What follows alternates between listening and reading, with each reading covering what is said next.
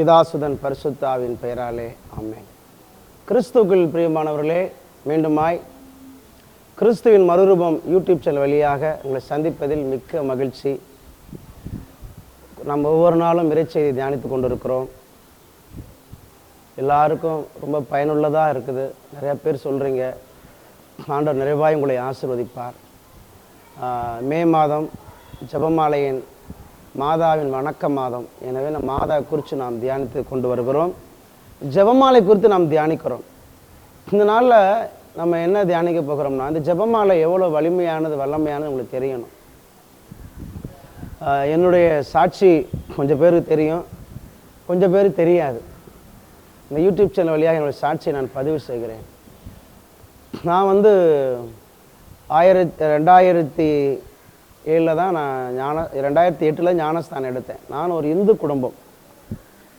எனக்கு இயேசுவையோ மாதாவையோ அந்த அளவுக்கு எனக்கு தெரியாது. நான் இன்றைக்கி ஒரு நற்செய்தி ஊழியராக இருக்கிறேன். அப்போ என் வாழ்க்கையில் அப்படி என்ன நடந்துச்சு, நான் ஏன் ஆண்டவருக்குள்ளே வந்தேன்னு உங்களுக்கு தெரியணும். எங்கள் அப்பா ஒரு கோயில் பூசாரி. எங்கள் அம்மா ஆண்டவருக்குள்ளே வர்றதுக்கு முன்னாடிலாம் சாமி ஆடுவாங்க. குடும்பமே ஒரு சாமி ஆடுறவங்க தான் நாங்கள். அப்படிப்பட்ட குடும்பத்திலேருந்து என்னை கடவுள் தொட்டார். அப்படி எனக்கு என்ன செஞ்சாருன்னா, நான் ஏன் ஆண்டவருக்குள்ளே வந்தேன்னு தெரியணும். 2007 ஞானஸ்தானம் எடுத்தேன்.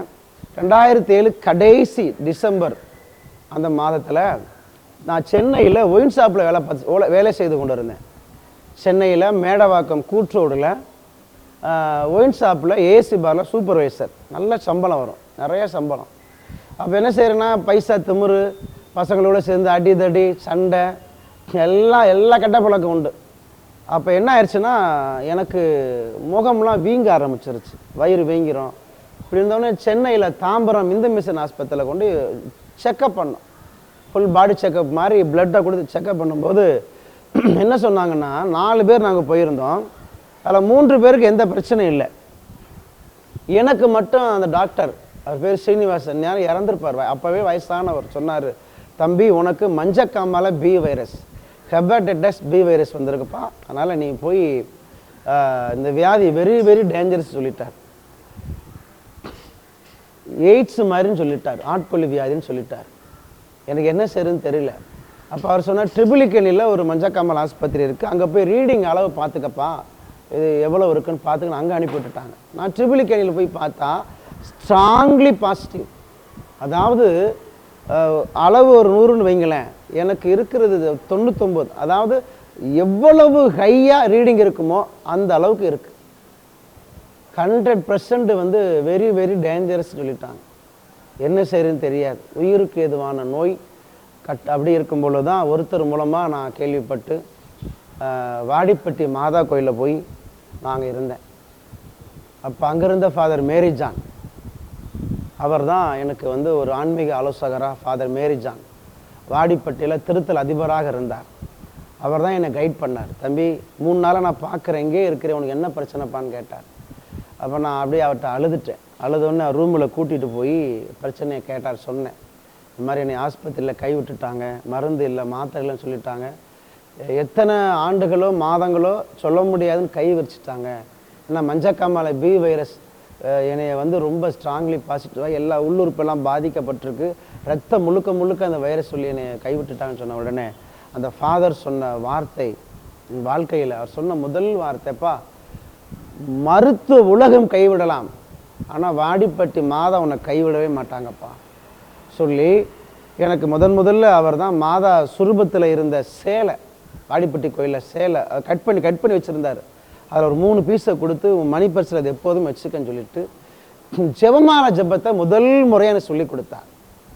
அருள் நிறைந்த மரியே வாழ்க, அந்த ஜெபத்தை சொல்லு, மாதா உன் கூடவே இருப்பாங்க, உன் நோயெல்லாம் பிரச்சனையே இல்லைன்னு சொன்னார். 2வது சொன்னார், நீ நல்ல ஒரு பாவ சங்கீதத்தை எடுப்பா, ஒரு கிறிஸ்தவனா மாறிடு, இயேசுடைய திருவுடலையும் திரு ரத்தத்தையும் வாங்கு, அது உனக்கு மருந்தாக மாறும்.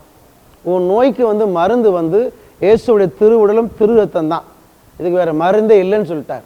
நான் நோயில் நான் என்ன செஞ்சேன், மரணத்தில் இருந்தேன்னா உயிர் வாழ்வதற்காகத்தான் நான் உண்மையிலே ஞானஸ்தானம் எடுத்து கிறிஸ்தவனாக மாறினேன். மாறி கேரளாவில் ஒரு தியானத்துக்கு போனேன். அந்த தியானத்தில் தான் என்னை வந்து வாழ்க்கையில் முதல்ல எனக்கு ஒரு அற்புதம் நடந்துச்சு. என்னென்னா, அந்த தியானத்தில் வந்து கடைசியில் தியானம் முடிஞ்சு அங்குள்ள ஒரு பிரதர், நான் வந்து கேரளாவில் ஸ்பிரிட்டின் ஜீசஸ்னு ஒரு டீம் இருந்துச்சு. இப்போ அந்த டீம் இல்லை, அதை தடை பண்ணிட்டாங்க. அந்த டீம் கேரளாவில் இப்போ டீம் கிடையாது. அந்த டீமில் தான் நான் ஆரம்பத்தில் இருந்தேன். அந்த டீமில் தான் ஒரு பிரதர் தலையில் வச்சு ஜெபம் பண்ணார்.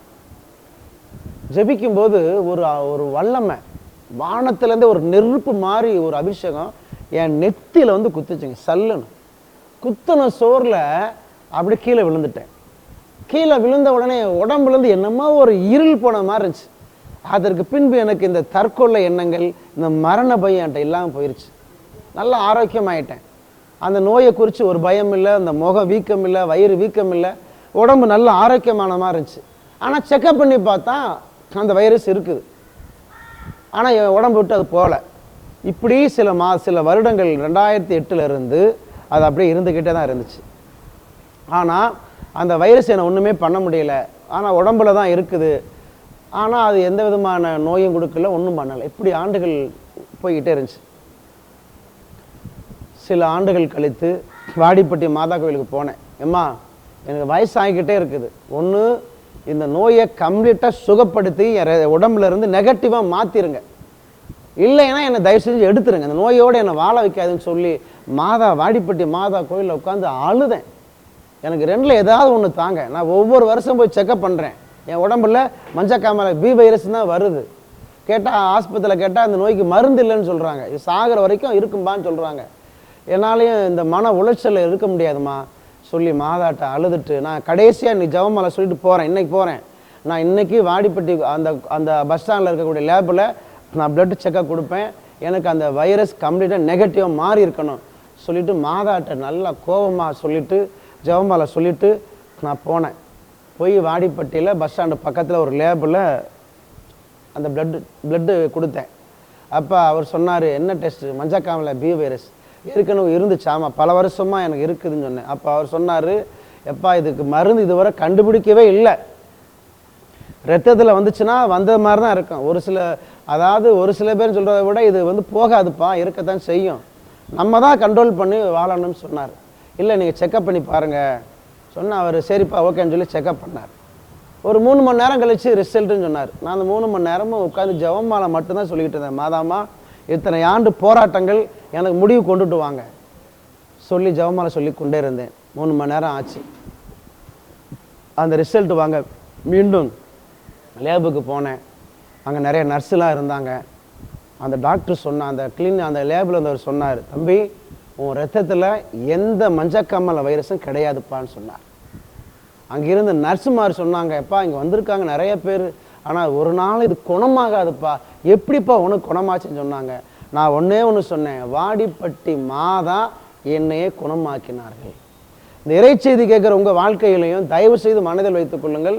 கைவிடப்பட்ட வியாதியாக இருக்கட்டும், கைவிடப்பட்ட நோயாக இருக்கட்டும், ஜெபமாலை சொல்லுங்க. எப்படிப்பட்ட நோய்களும் தீர்ந்து போகும். ஒன்றும் இல்லாமல் மாதா மாற்றி விட்டுருவாங்க. சாக போன என்ன, சாவுக்கு எதிராக இருந்த நோயை குணமாக்கி இன்று வரை அந்த தேவத்தாய் ஜெபமாலை சொன்ன ஒரே காரணத்தினால என்னை உயிராக வச்சுருக்குறாங்க. நீங்கள் உடம்புல எந்த நோயும் கிடையாது, நல்ல ஆரோக்கியமாக இருக்கிற காரணம் கன்னை மரியாளுடைய தயவும் ஜெபமாலை சொன்ன அதனுடைய பலனும் தாங்க. இந்த இறை செய்தி கேட்குற நீங்களும் ஜெபமாலை சொல்லுங்கள். உங்கள் வாழ்க்கையில் நிறைய அற்புதங்கள் அதிசயங்கள் நடக்கும். இறை செய்தி கேட்குற உங்கள் வாழ்க்கையில் தீராத நோய்கள் இருக்குதா, தயவு செய்து மாதாட சொல்லுங்கள். அம்மா நான் இந்த மே மாதம் முழுக்க ஜெபமாலை சொல்லுவேன். இந்த மே மாதம் முடியும் பொழுது என் உடம்புல ஒரு நோய் இருக்கக்கூடாது, சுகமாக்கி தாங்க, இந்த நோய் போராட்டத்தை முடிச்சு வைங்கன்னு சொல்லி கேளுங்க. அம்மா என்ற உரிமையோடு கேளுங்க. அந்த அம்மா அவங்களுக்கு செஞ்சு தருவாங்க, நிச்சயமாக செய்து தருவார்கள். கண்களை மூடி நாம் ஜெபிப்போம். மகா பரிசுத்தரான ஆண்டவரே, இந்த நாளுக்காக நன்றி.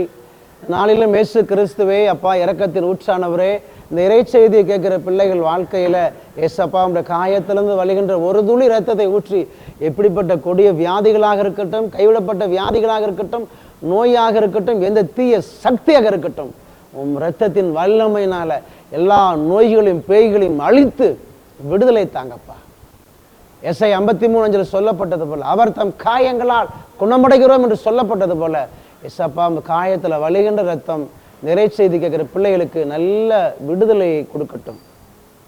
எல்லா நோய்களும் மாறட்டும். ஜெபமாலையின் ராக்கினியே, ஜெபமாலை சொல்லுகிற ஒவ்வொரு பிள்ளைகளுக்கும் தேவத்தாய் அற்புதமான விடுதலையை வாங்கி கொடுங்கம்மா. உம்முடைய வல்லமையான பரிந்துரையினால் சாட்சியாக அத்தனை பேர் நிறுத்துங்க. எங்கள் ஆண்டவரும் இரட்சகரும் ஆகிய இயேசு கிறிஸ்துவின் மூலம் ஜெபிக்கிறேன் பிதாவே. ஆமேன், ஆமேன், ஆமேன்.